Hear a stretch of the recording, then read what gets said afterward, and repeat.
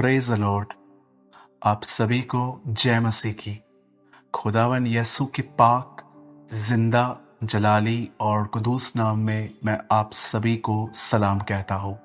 Greetings to you in the matchless name of our wonderful saviour lord Jesus Christ.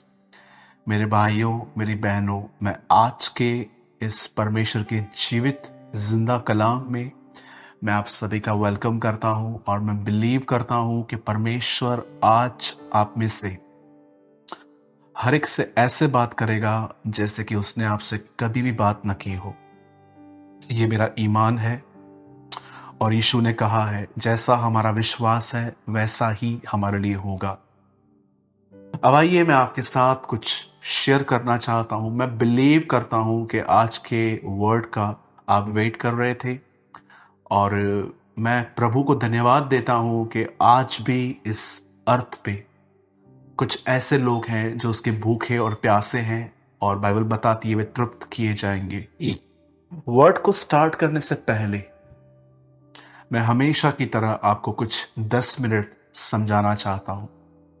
आज मेरी ये प्रार्थना है कि परमेश्वर मुझे और आपको यीशु मसीह के पीछे चलने की डिजायर दे। आप जानते होंगे कि आज हम एक ऐसी क्रिश्चियनिटी में हैं जहां पर लोग मिनिस्ट्री तो करना चाहते हैं, वे स्टेज पे खड़े होकर गीत तो गाना चाहते हैं, प्रचार भी करना चाहते हैं, पर वे अपने व्यक्तिगत जीवन में, वो अपनी पर्सनल लाइफ में प्रभु यीशु मसीह का पीछा नहीं करना चाहते। मैं ऐसे बहुत सारे लोगों से मिल चुका हूं जो जब मैं उनसे मिला तो उनके पास सेवकाई करने का बड़ा जुनून था, लेकिन प्रभु के साथ चलने का नहीं। मैं क्यों इस बारे में हर मीटिंग में कहता हूं कि मैं जानता हूं जब हम प्रभु के साथ चलते हैं, चलने का मतलब हम उसे प्रेम करते हैं, उसकी आज्ञा को मानते हैं, तब हमारे अंदर से एक सेवकाई न चाहते भी बहती है। उसका चरित्र, उसका स्वभाव हमारे अंदर दिखाई देता है। अगर आप में से कोई भी व्यक्ति अगर ये जानना चाहता है कि एक्चुअली प्रभु के पीछे चलने का अर्थ क्या होता है, तो मैं आपको बताना चाहता हूं। प्रभु यीशु मसीह के पीछे चलने का अर्थ होता है, उसका मतलब होता है कि हम सबसे पहले बाइबल को स्टडी करें और स्टडी करते करते हम सिर्फ ज्ञान इकट्ठा न करें कि मत्ती में ये लिखा है, मरकुस में ये लिखा है, सिर्फ एक केमिस्ट्री की बुक की तरह हम उसे न पढ़ें, लेकिन हम ये देखें कि जब यीशु इज़राइल में आए तो वो किस तरह जीवन जी रहे थे। और जब हम उसके जीवन को देख लेते हैं तो हमें दुआ करनी चाहिए, प्रभु मैं भी इस तरह जीना चाहता हूं जिस तरह आप जी रहे हैं। इसे कहते हैं जीसस को फॉलो करना, यीशु मसीह का पीछा करना। एक उदाहरण देना मैं आपको चाहता हूं। जरा सोचें, अगर मैं आपके घर में अगर आपसे मिलने आऊं, मुझे पता है आप में से बहुत लोग मुझे प्यार करते हैं, इज्जत देते हैं। मैं जब सभा में, मैं अपने टाउन से जब मैं बाहर जाता हूँ और मैं अपनी सभा में हजारों लोगों को देखता हूँ तो मुझे बहुत खुशी होती है। एक तरफ ये कि परमेश्वर अपने वचन को समझाने के लिए इन्हें इकट्ठा कर रहा है और दूसरा, मैं मीटिंग के बाद मुझे आपसे बहुत प्यार भी मिलता है। मैं जानता हूँ अगर मैं आपके घर में आऊँ तो आप मेरे लिए बहुत अच्छा खाना बनाएंगे, लेकिन जरा इस बारे में गौर करें, आप कम से कम मेरे लिए क्या कर सकते? कम से कम एक चीज, आप मुझे कम से कम एक पुअर फैमिली भी, जो भले ही दुनिया के तौर पे थोड़ी नीचे है, हम प्रभु में सब अमीर हैं, वो लोग भी मेरे लिए क्या कर सकते हैं? एक चीज आप सबके लिए कर सकते हो और वो है किसी को पानी पिला देना। अगर आप खाना नहीं खिला पा रहे हो तो आप एक व्यक्ति को पानी जरूर पिला सकते हो। यीशु ने कहा, जो कोई मेरे लोगों को एक कटोरा ठंडा पानी पिला दे तो वो अपना प्रतिफल कभी न खोएगा। आप जानते हैं यीशु मसीह ने सबसे सस्ती और सबसे आसानी से मिलने वाली चीज आपके सामने प्रेजेंट की कि यीशु ने ये नहीं कहा जो खाना खिलाएगा, जो गिफ्ट्स देगा, मैं उसको हमेशा याद रखूंगा। उसने क्या कहा कि पानी का ग्लास भी जो तुमने दूसरों को दिया है मैं उसे नहीं भूल सकता। हम जब स्वर्ग में चलेंगे तो मैं बिलीव करता हूं कि जिब्राइल स्वर्गदूत को प्रभु कहेगा कि इन्हें वरदान, इन्हें गिफ्ट दे, और जब स्वर्गदूत या यीशु मसीह हमें गिफ्ट देंगे तो हम प्रभु से पूछेंगे, प्रभु ये क्यों? तो प्रभु कहेंगे, आपने मेरे लोगों को पानी पिलाया था।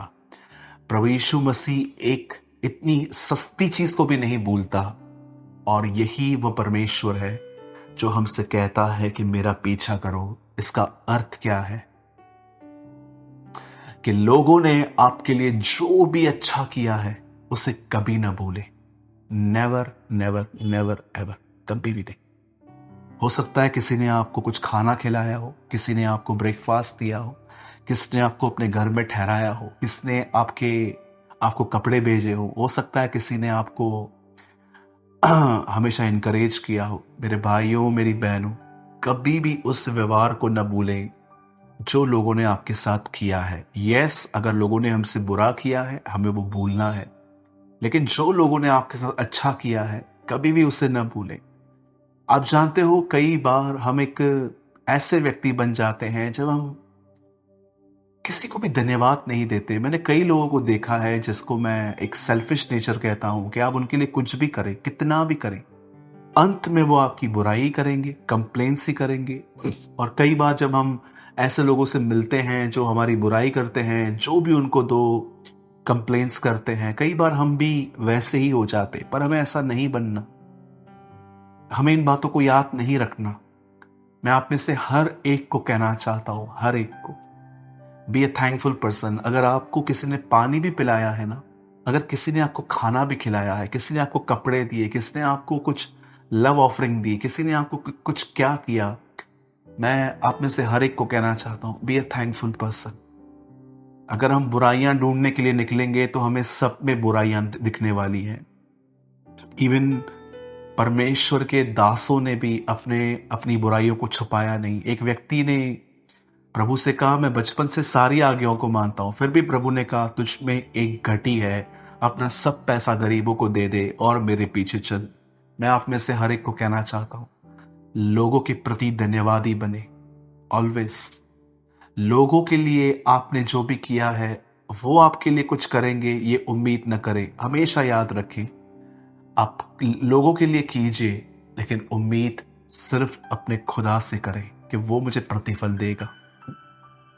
मेरे भाइयों, मेरी बहनों, मैं आपको यही कहना चाहता हूं, हमेशा दूसरों की कृपा, दूसरों की भलाई जो उन्होंने आपके साथ की है कभी ना भूलें। और अगर आप ये करते हैं, you are following Jesus footsteps. आप यीशु मसीह के पद चिन्हों का पीछा कर रहे हैं। मैं धन्यवाद देता हूं प्रभु को इस वचन के लिए। अब आइए, मैं उस वचन की तरफ जाना चाहता हूं जिसका आप सभी लोग इंतजार कर रहे थे। मैं चाहता हूं इस समय आप सबसे पहले रोमियो का 8 अध्याय खोलें, उसके बाद हम प्रार्थना करेंगे। प्रार्थना करने के बाद मैं इस वचन को एक्सप्लेन करूंगा आज। मैं चाहता हूं आप सब पहले रोमियो का 8वां अध्याय चैप्टर 8 आप ओपन करें। आइए हम प्रार्थना करें। प्रभु परमेश्वर, हम आपके बेटे, हमारे उद्धारकर्ता प्रभु यीशु के नाम में आपके पास आते हैं। धन्यवाद देते हैं क्योंकि आपने हमसे प्रेम किया, आपने हमारे लिए अपनी जिंदगी दी। आप महान और भले प्रभु हैं। आप राजाओं के राजा, प्रभुओं के प्रभु, स्वर्ग और पृथ्वी के मालिक हैं। आप आकाश और पृथ्वी के सृजनहार हैं। आप जीवन की रोटी हैं, आप जीवन का जल हैं। आप ही मार्ग, सत्य और जीवन है। आज अपने वचन के द्वारा प्रभु हमसे बात कर, हमारे अंदर बहुत सारी एंग्जाइटी, डिप्रेशन, हमारे अंदर सारी नाउम्मीदी, निराशा को निकाल दे। मैं आपसे ये विनती करता हूँ, विश्वास करता हूँ प्रभु आपने हमारी दुआ को सुना। प्रभु यीशु के नाम में आमेन एंड आमेन। मैं आपके लिए एक वचन पढ़ रहा हूं और ये वचन लिखा है रोमियो के 8 अध्याय के 14 वचन में 14। इसीलिए कि जितने लोग परमेश्वर के आत्मा के चलाए चलते हैं वे ही परमेश्वर के पुत्र हैं। मैं चाहता हूं अब सब आप ध्यान दें। याद रखिए यूहन्ना 1:12 में लिखा है कि जितनों ने उसे ग्रहण किया उतनों को उसने परमेश्वर की संतान होने का अधिकार दिया। लेकिन यहां पर ऐसा लिखा गया है कि अब संतान पुत्र बन चुकी है। मैं आपको बताना चाहता हूं, बाइबल के अंदर जहां पर संतान है, इंग्लिश में चिल्ड्रंस आए हैं, बच्चे। याद रखिए, जब हम प्रभु पर विश्वास करते हैं तो हम उसके बच्चे बन जाते हैं। लेकिन बाइबल साफ कहती है, लेकिन जब तुम आत्मा में चलते हो तो तुम बेटे कहलाए जाते हो। It means you are a mature person. और उसके बाद एक टाइम ऐसा आता है कि हम एक युद्ध में आ जाते हैं, जहां पर प्रभु ने हमें एक सैनिक भी कहा है, रोमियो इफिसियों के 6 अध्याय में। आज जो मैं वचन आपको बताना चाहता हूं, मैं चाहता हूं आप उस पर बड़ा ध्यान दें। मैं जानता हूं हम में से हर एक व्यक्ति के जिंदगी में कुछ तकलीफें हैं। किसी के ऊपर कर्जा है, लोन है, कोई बीमार है, किसकी बच्चों की शादी नहीं हो पा रही है, कोई ऐसा है कि दवाइयां भी असर नहीं करती, कोई ऐसा है जो कोविड के बाद अभी भी रिकवर नहीं कर पाया है। कई बार हमारे लाइफ में रिलेशनशिप प्रॉब्लम होते हैं। कई बार ऐसा होता है कि हम एक ऐसे माहौल में रह रहे हैं जहां पर हमें बहुत कुछ सहना पड़ता है। हम में से यहाँ पर कोई नहीं होगा जो ये कह सके कि ब्रदर मेरे लाइफ में कोई प्रॉब्लम नहीं है। हर एक के लाइफ में कुछ ना कुछ प्रॉब्लम्स हैं। और कई बार जब हम प्रभु से प्रार्थना करते हैं और हम देखते हैं कि कुछ बदलाव नहीं हो रहा, तब कहाँ ना कहाँ हम निराश हो जाते हैं, हम अपसेट हो जाते हैं। और एक टाइम तो ऐसा भी आ जाता है कि हम कड़वे हो जाते हैं, हम कंप्लेंट्स करते हैं, हम बुराइयां करते हैं, हम कुछ ना कुछ करते रहते हैं। मेरे भाइयों, मेरी बहनों, मैं आज चाहता हूं कि आज के वचन को आप बड़े ध्यान से सुने कि कैसे परमेश्वर आपको अपनी प्रॉब्लम्स में विक्ट्री देगा और आपको स्टैंड करेगा। यहां पर पौल रोमियो की कलीसिया को कहता है कि परमेश्वर के बेटे वो हैं जो आत्मा के चलाए चलते हैं। इट मीन्स वो आत्मा की सुनते हैं।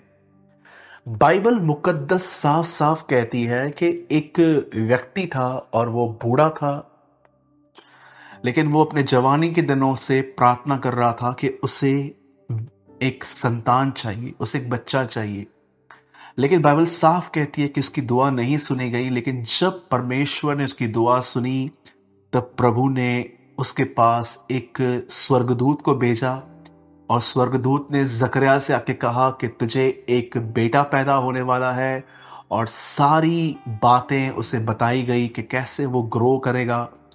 मुझे नहीं लगता कि यूहन्ना बपतिस्मा दाता के लिए इतनी डिटेल्स दी गई हैं। शायद ही किसी के लिए दी होंगी। यस, शिमशोन के लिए भी दी गई हैं, लेकिन बहुत हद तक बहुत सारी इंफॉर्मेशन है यूहन्ना के लिए, जैसे कि वो कभी ड्रिंक नहीं करेगा, वो बाल नहीं कटवाएगा, वो बचपन से पवित्र आत्मा से परिपूर्ण होगा, वो बच्चों के लिए और माँ बाप को बच्चों की ओर फेर देगा। ऐसी बहुत सारी बातें लिखी हैं।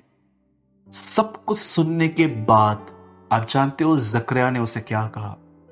मैं ये कैसे मान लूं कि क्योंकि मैं तो बूढ़ा हूं। बाइबल बताती है जब ये सब हुआ, जब एक स्वर्गदूत उस पर प्रकट हुआ और स्वर्गदूत ने उसको पूरा एक्सप्लेन किया कि क्या होने वाला है। लेकिन जब इस आदमी ने अपना मुंह खोला तो इस आदमी ने नेगेटिव बोला। इसने कहा ये कैसे हो सकता है, I am a old man, मैं तो बूढ़ा हो चुका हूं, अब तो मेरे बॉडी में स्ट्रेंथ भी नहीं है। आप जानते हो स्वर्गदूत ने उसे गूंगा क्यों कर दिया? मैंने कई बार लोगों से ये सवाल पूछा तो मुझे उत्तर मिलता है इसने इसीलिए किया क्योंकि वो नेगेटिव बोल रहा था। पर आप जानते हो इंसान नेगेटिव क्यों बोलता है? याद रखिए, नेगेटिव बोलना अविश्वास की लैंग्वेज है। आपने देखा होगा जीसस हमेशा फेथ की लैंग्वेज में होता था। कई बार आप देखेंगे कि यीशु कह के निकल जाते थे, वहां पर देखते नहीं थे कि हुआ कि नहीं हुआ। एक पेड़ था जिसमें फल नहीं थे, यीशु ने उसको कहकर, यीशु वहां खड़ा नहीं रहा ये देखने के लिए कि क्या होगा। यीशु वहां से बोल के चला गया और नेक्स्ट डे डिसाइपल्स ने उसे बताया कि आपने जिस पेड़ को सूख जाने की आज्ञा दी थी वह सूख गया। तब उसने कहा तुम भी यदि इस पहाड़ से कहोगे उखड़ और पानी में जा, वो तुम्हारी बात मान लेंगे। मैं आपसे पूछना चाहता हूं, अगर जकरिया ने नेगेटिव बोला तो जानते हो उसका रीजन क्या था? उसका रीजन था अनबिलीव, अविश्वास करना। आज बहुत बार हम इस बात को नहीं समझ पाते कि नकारात्मक वर्ड्स, जैसे कि ये बीमारी मुझे ले जाएगी, मैं कर्जा नहीं चुका पाऊंगा, मुझे लगता है कि मुझे मकान मालिक, मुझे लैंडलॉर्ड निकाल के फेंक देगा। बहुत बार हमें पता तक नहीं चलता कि हम क्या बात कर रहे हैं। क्यों? क्योंकि रूट क्या है? अविश्वास। हमारे अंदर फेथ ना होने के कारण हम नेगेटिव बोलते हैं। अब मैं आपको जो बताना चाहता हूं वो बहुत ज्यादा महत्वपूर्ण है। आप जानते हो अनबिलीफ की रूट क्या है? ये देखिए, मैं 3 बातें यहां पर आपको दिखा रहा हूं। ये देखिए, ये है नेगेटिव स्पीक, ये तो नेगेटिव बोलना है। प्रभु उसकी जड़ क्या है? प्रभु हमें और अंदर ले जा रहा है। बेटा, जड़ है अविश्वास।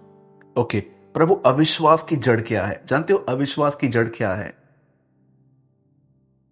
शरीर के उठने वाली भावनाओं पर और मन में चलने वाले विचारों पर बिलीव करना। हमेशा याद रखिए, अविश्वास जो है वो फीलिंग्स पर बिलीव करने से आता है। फीलिंग्स पर अगर आप जो फील कर रहे हो कि मुझे लगता है ऐसा हो जाएगा, मुझे लगता है वैसा हो जाएगा, जब आप अपनी फीलिंग्स पे बिलीव करते हैं वहां से अनफेथ आता है। मैं आपको एक एग्जांपल देना चाहता हूं। अगर आप अगर आपकी मैरिज नहीं हो पा रही है, समझिए अगर आपकी मैरिज नहीं हो रही है और आपकी एज बढ़ रही है, और एक दिन आप फेस को लेकर आईने के सामने खड़े थे और आप ये देख रहे थे कि अब मैं पहले की तरह नहीं दिखता या मैं पहले की तरह नहीं दिखती, अब मेरी जो ब्यूटी है वो उतरती जा रही है, इसके बाद मुझे कौन शादी करेगा, मुझे लगता नहीं है कि अब मेरी मैरिज हो पाएगी। आप देख रहे हैं, आप जो फील कर रहे हैं उस पर बिलीव कर रहे हैं। ये अविश्वास की रूट है। या कई बार आप देखते हो कि आपको किसी को पैसे देने हैं लेकिन आपके पास इनकमिंग नहीं है, कहां से आ नहीं रहा, और आप हमेशा बिलीव करते हो कि लगता है मुझे तो कुछ नहीं हो पाएगा, मैं खत्म हो जाऊंगा वगैरह। सबसे बड़ी प्रॉब्लम है कि हमारा जो मन कह रहा है, हमारी जो भावनाएं कह रही हैं, उस पर बिलीव करना। क्यों अविश्वास किया उस व्यक्ति ने? वो सोच रहा था मैं तो बूढ़ा हूं, अब कहां से इस बदन के अंदर ताकत बची है कि मैं एक बच्चा पैदा कर सकूं, अब तो मेरी वाइफ बूढ़ी है। आप जानते हो, एक तरफ से आपको ये लगेगा कि ब्रदर इसमें गलत क्या है, सही तो है, बूढ़ा व्यक्ति कैसे बच्चा पैदा कर सकता है। मैं आपको कहना चाहता हूं, आपको लगता है कि परमेश्वर एक अनफेयर परमेश्वर है? आपको लगता है वो अन्यायी है? जकरिया के सामने एक उदाहरण था और वो था इब्राहिम। क्या परमेश्वर ने इब्राहिम को बच्चा नहीं दिया था? मेरे भाइयों, मेरी बहनों, हमेशा याद रखिए, सदैव याद रखिए, अगर कोई लड़ाई आपको सच में लड़नी है तो लोगों से न लड़े। हमारी लड़ाई मांस और लहू से नहीं है, याद रखें। लेकिन आपको पता है आपकी लड़ाई एक्चुअली किससे है? अपने आप से, खुद से। यीशु ने नहीं कहा यदि कोई मेरे पीछे आना चाहता है तो शैतान से लड़े, क्योंकि शैतान तुम्हें मेरे पीछे चलने नहीं देगा। यीशु ने कहा यदि कोई मेरे पीछे आना चाहता है तो सबसे पहले खुद का इनकार करे, अपनी भावनाओं का, अपने अंदर उठने वाली फीलिंग्स का, अपने इमोशंस का। हमारी लड़ाई शैतान से बाद में है, हमारी लड़ाई सबसे पहले हमारे खुद के साथ है। इसीलिए पॉल कहता है अब जो शरीर के अनुसार नहीं, जो शारीरिक बातों पर विश्वास करते हैं, अब आत्मा के अनुसार जो चलते हैं वे उसके बेटे हैं। सदैव याद रखिए, परमेश्वर ने हर एक को अपना बेटा नहीं कहा है, क्योंकि हर कोई व्यक्ति उसके साथ नहीं चलता। आप बीच में हो, यहां आपका शरीर है, यहां पर आपकी आत्मा है। आप जानते हो इंसान कैसे बना? आत्मा, प्राण, शरीर। लेकिन जब उसने पाप किया, आत्मा पीछे आ गई, शरीर बीच में आ गया और वो बीच में रह गया। अब परमेश्वर ये चाहता है कि एक व्यक्ति जो शरीर में है वो वापस आत्मा में आए। मेरे भाइयों, मेरी बहनों, आप जानते हो हमारी प्रॉब्लम्स जो हमारे साथ हैं, जो कई बार हम पे रूल करती हैं, याद रखिए आपकी प्रॉब्लम उसी दिन सॉल्व हो जाएगी। शायद बाहर बाहर सॉल्व होने में थोड़ा टाइम लगे, लेकिन इनसाइड आपके अंदर उसी दिन सॉल्व हो जाएगी जिस दिन आप आत्मा में चलना शुरू करेंगे। अब आप सोचते होंगे, ब्रदर प्रॉब्लम का आत्मा में चलने से क्या कंसर्न है, क्या कनेक्शन है? याद रखिए, आत्मा में चलने का मतलब होता है परमेश्वर के वचन को देखना, परमेश्वर के वचन पर विश्वास करना। यीशु ने कहा मेरी बातें आत्मा भी है और जीवन भी। इसी अध्याय में लिखा है शारीरिक मनुष्य शारीरिक बातों पे मन लगाते हैं, परंतु आत्मिक व्यक्ति आत्मिक बातों पे मन लगाता है। जब आपके अंदर ऐसी बातें आ रही हैं कि मैं ओल्ड हो रहा हूं, मेरी मैरिज नहीं हो रही, तब आपको यह बिलीव करना चाहिए कि नहीं, ये तो मेरे खुद के ख्याल हैं। प्रभु ने आदम के लिए हवा बनाई, प्रभु ने इसहाक के लिए रिबेका बनाई। मैं बिलीव करता हूं, मैं बिलीव करती हूं, मेरे परमेश्वर ने मेरे लिए भी कुछ रखा होगा। इसे कहते हैं आत्मा में चलना। यहां से आप शुरू करते हैं फेथ। जिस दिन आपने रखना स्टार्ट किया उसी दिन आपकी प्रॉब्लम सॉर्ट होना स्टार्ट हो जाती है, वो सॉल्व होना स्टार्ट हो जाती है। आपको बदन में कहां पर तकलीफ है, आपको दर्द है, मैं नहीं कहता हूं कि आप ये कहो कि दर्द होने के बाद भी आप कहो नहीं मुझे नहीं है, लेकिन आप ये बिलीव करें, ये आत्मिक बात है कि आप बिलीव करें कि कोई बात नहीं, मैं विश्वास से जीता हूं और मैं विश्वास करता हूं मैं चंगा हो चुका हूं, मैं बस उसे मैनिफेस्ट होते हुए देखूंगा। मेरे भाइयों मेरी बहनों, क्या अर्थ होता है आत्मा में चलने का? आत्मा में चलने का मतलब होता है आत्मा की बातों पर मन लगाना, आत्मा की बातों पर विश्वास करना। यहां पर साफ साफ लिखा गया है शारीरिक व्यक्ति शारीरिक बातों पे मन लगाते हैं, परंतु आध्यात्मिक व्यक्ति आत्मिक बातों पे मन लगाता है। यहां पर यह भी लिखा गया है आत्मा पर मन लगाना जीवन और शांति है। और यहां पर पौल तीसरी बात कहता है जो आत्मा में चलते हैं वही उसके पुत्र कहलाए जाएंगे। याद रखिए, आत्मा में चलने का मतलब होता है मैं अब अपने शरीर की नहीं सुनूंगा। मेरा शरीर तो मुझे यह कहता है कि कुछ भी ठीक नहीं होने वाला, सब बिगड़ा हुआ है, सब और बिगड़ेगा, चीजें ठीक नहीं होने वाली। लेकिन पवित्र आत्मा मुझे कहता है नहीं, यीशु मसीह को देख, वो तेरा खुदा है, वो सब बातों को अपने समय में खूबसूरत कर देगा। और जब आप पवित्र आत्मा की बात सुनते हैं, इसका मतलब होता है आत्मा के साथ चलना। मेरे भाइयों मेरी बहनों, जकरिया ने अपने शरीर में उठने वाली भावनाओं पर और मन में चलने वाले ख्यालों पर विश्वास किया और वहां से अविश्वास उत्पन्न हुआ और अविश्वास के कारण उसे नकारात्मक बातें की। और जब परमेश्वर ने देखा कि एक आदमी शरीर पे मन लगा रहा है, शारीरिक बातों पे ध्यान दे रहा है, लेकिन जिब्राइल ने जो उसे कहा वो उस पर बिलीव नहीं करता, मेरे स्वर्गदूत ने जो उससे कहा वो ये बिलीव नहीं करता, तब प्रभु को पता चल गया कि ये आदमी मेरे काम में रुकावट है। आप जानते हैं इज़राइल के लोग जब जंगलों में चलते थे, परमेश्वर ने उनको पहले मिस्र में इतने चमत्कार क्यों दिखाए थे? क्यों बाइबल बताती है कि जो फ्रॉक्स थे, जो उनमें मेंढक थे, वो फिरौन के दरबार में पहुंच गए, पानी लाल, जो पानी था वो लाल ब्लड में चेंज हो गया, फोड़े आए, आसमान काला हो गया, इवन लास्ट में पैरोठे मारे गए। मैं कभी कभी सोचता हूं प्रभु अगर आप चाहते तो एक शब्द में उनको बाहर निकाल लाते। क्यों परमेश्वर ने मिस्र के लोगों पे 10 विपत्तियां डाली? बार बार लिखा है मैं फिरौन के मन को कठोर कर दूंगा, तब उसकी सेना के द्वारा मेरी महिमा होगी। आप जानते हैं परमेश्वर इसीलिए विपत्तियां डाल रहा था क्योंकि प्रभु जानता था कि वह अपने लोगों को जंगल में ले जाएगा जो थोड़ा कठिनाइयों का मार्ग है। इन चमत्कारों को देखकर वो जान लेंगे कि उनका परमेश्वर कैसा परमेश्वर है। लेकिन उन लोगों ने इस बात को नहीं सीखा।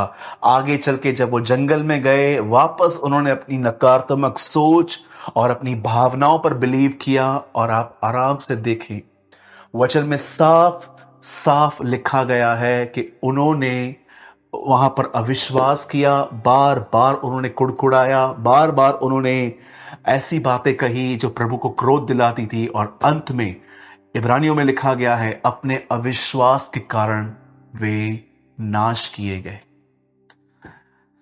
हम हर रविवार चर्च जाते हैं, हफ्ते में कई बार 2 दिन भी चले जाते हैं।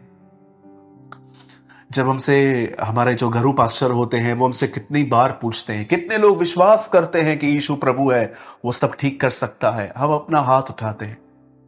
लेकिन जब तकलीफ आती है, जब प्रॉब्लम्स आते हैं, आपने देखा हम कितने डिस्करेज, डिस्टर्ब, डिप्रेस, हमारा मूड ऑफ हो जाता है, हम ग्लूमी हो जाते हैं। जानते हो रीजन क्या है? क्योंकि हम अपनी फीलिंग्स पर बिलीव करते हैं कि हम क्या फील कर रहे हैं, हमें क्या लग रहा है। मुझे लगता है ऐसा होगा, मुझे लगता है वैसा होगा, मुझे लगता है। याद रखिए, ये लगता है वर्ड पर बिलीव करना बहुत ही खतरनाक है। मैं हमेशा कहता हूं, मुझे क्या लगता है उस पर बिलीव करना बहुत डेंजरस है। मुझे इस पे बिलीव करना है जिसमें लिखा गया है कि ऐसा होगा। मैं आप में से हर एक को, जो भी मेरे भाई बहन मुझे इस समय देख रहे हैं, चाहे आप अपने लाइफ पे किसी भी प्रॉब्लम से क्यों नहीं निकल, किसी भी प्रॉब्लम से क्यों ना है, चाहे आप किसी भी तकलीफ में क्यों ना है, चाहे वो फाइनेंशियल प्रॉब्लम है, चाहे वो बीमारी है, चाहे वो रिलेशनशिप प्रॉब्लम है, चाहे वो कोर्ट का मैटर है, चाहे आपके ऑफिस के अंदर पॉलिटिक्स है, या आपके चर्च के अंदर ही कोई इशू क्यों ना है, मैं सबसे पहले आपको चाहता हूं, इससे पहले कि परमेश्वर आपकी प्रॉब्लम को बाहर सॉल्व करे, उससे पहले आपको आत्मा में आने की जरूरत है। और आत्मा में आने की जरूरत है, आत्मा के साथ चलने का मतलब होता है कि अब मैं जो फील कर रहा हूं, जो मैं सोच रहा हूं, मैं उस पर बिलीव नहीं करूंगा। मैं बिलीव करूंगा जो इस वचन में लिखा गया है वो मेरे लिए होगा। अगर मैं एक ऐसे परिवार में रहता हूं जहां पर कोई बिलीव नहीं करता, तो मैं उनके बिहेवियर को नहीं देखूंगा कि ये लोग कब सुधरेंगे। मैं ये देखूंगा कि परमेश्वर के वचन में लिखा गया है, यदि तू विश्वास कर तो तेरा परिवार उद्धार पाएगा। मैं बिलीव करता हूं प्रभु, आप इनके बिहेवियर से बड़े हैं, और मैं जानता हूं जैसे आप उस फिरौन के दरबार से, फिरौन की उस ताकत से अपने लोगों को निकाल के लेकर आए, वैसे आप मेरे परिवार को भी निकालेंगे। मेरे भाइयों, मेरी बहनों, मैं क्या समझाना चाहता हूं? Come and live in the spirit. आइए और आत्मा में चलना शुरू कीजिए। आत्मा में चलने का मतलब, मैं एक आखिरी बार बोलना चाहता हूं, अब मैं क्या सोच रहा हूं, मैं क्या महसूस कर रहा हूं, उस पर नहीं, लेकिन जो लिखा है मैं उस पर बिलीव करता हूं, और ये चीज आपके अंदर बहुत रेस्ट लेकर आएगी। बहुत डिप्रेस जिंदगी हमने जी ली, बहुत निराश हो गए, बहुत डिस्टर्ब हो गए। अब नहीं, अब हमारे विजय में आने के दिन हैं, अब हमें विक्टोरियस लाइफ जीने के दिन हैं। मैं बिलीव करता हूं कि हमारे अच्छे दिन आ रहे हैं। मैं बिलीव करता हूं कि आने वाले दिनों में हम अपनी हर तकलीफ को खुदा के सामने घुटने टेकते हुए देखेंगे। पर उससे पहले कम इन द स्पिरिट, आइए और आत्मा में जिंदगी जिए। जकरिया की तरह आप क्या सोच रहे हैं, क्या फील कर रहे हैं, उस पर नहीं, लेकिन वचन कहता है आत्मिक व्यक्ति आत्मिक बातों पे मन लगाता है, रूहानी व्यक्ति रूह की बातों पे मन लगाता है। मैं आप में से हर एक को कहना चाहता हूं, मेरे भाइयों, मेरी बहनों, आपकी मुख्य लड़ाई यही है। पॉल कहता है, मैंने लड़ाई लड़ी है, मैंने एक बहुत खतरनाक और जबरदस्त कुश्ती लड़ी है, वो लोगों से नहीं लड़ा था। उसके बाद वो कहता है, मैंने अपने विश्वास की रखवाली लड़ी है। आप जानते हो पौलुस ने कौन सी लड़ाई लड़ी थी? पौलुस को भी हमारी तरह तकलीफें थी, उससे भी नेगेटिव थॉट्स आते थे, उसके अंदर भी नेगेटिव फीलिंग्स आती थी, लेकिन पॉल हर दिन लड़ता था अपने आप से, और वो विश्वास करता था कि नहीं, परमेश्वर मेरे साथ है, वो मेरे लिए रास्ता निकालेगा। आज हमें भी यही करने की जरूरत है। मैं बिलीव करता हूं मेरे भाइयों और मेरी बहनों कि आज के वचन के द्वारा आपको बहुत रोशनी मिली होगी। आपने समझा होगा कि आत्मा में चलने का अर्थ क्या होता है। ये एक स्टेप है, इसके बाद प्रभु हमें और गहराई में ले जाता है, जहां पर हमारे अंदर और भी दान और वरदान आते हैं। Let's pray.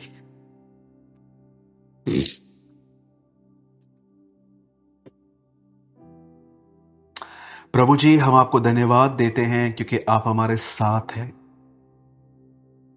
आपने आज अपने वचन के द्वारा हमसे बातें की है। मैं धन्यवाद करता हूं प्रभु।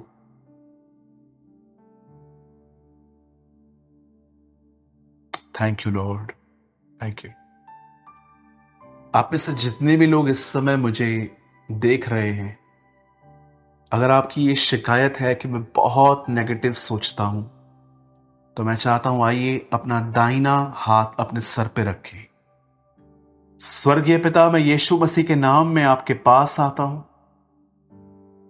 हर बंधन, हर वो बुरी आत्मा जो हमें डिप्रेस करती है, हमें डिप्रेशन में ले जाती है, सारे बंधन यीशु के नाम से टूट जाएं। सारी बुरी आत्माएं, मन को जकड़ने वाली आत्मा हमारे बदन से चली जाए। अब हमारे मन के अंदर जितने गढ़ बने हुए हैं, बंधन बने हुए हैं, वो टूट जाएं। हम प्रभु जी आपसे विनती करते हैं। प्रभु, मैं इसी समय तेरे हर बेटी और तेरी हर बेटे के ऊपर तेरे लहू को घोषित करता हूं। मैं बिलीव करता हूं प्रभु कि आप इस समय अपने लहू को हर एक व्यक्ति पे छिड़क रहे हैं। आपके लोग आजाद हो रहे हैं, आपके लोग फ्री हो रहे हैं, आपके लोग पॉजिटिव हो रहे हैं। आप में से बहुत लोग प्रभु प्रभु बहुतों को आजाद कर रहा है इस समय। मैं बिलीव करता हूं प्रभु, आप हर एक पर दया करें, हर एक पर अनुग्रह करें। मैं आपसे विनती करता हूं यीशु मसीह के नाम में, आमीन एंड आमीन।